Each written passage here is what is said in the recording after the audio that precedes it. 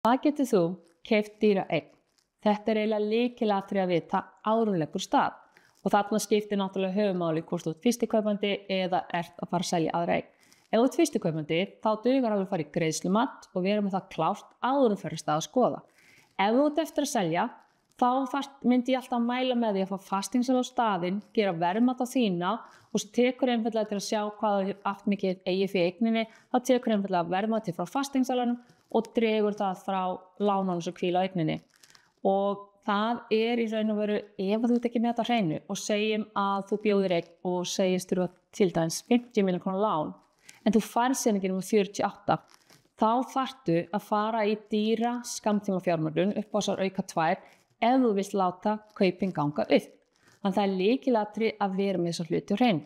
Ég segi líka við alla, hafðu borð fyrir báður ef þú átt eftir að selja. Segjum til dæmis þú reiknir með að fá 40 milljóna út teikninni þinni.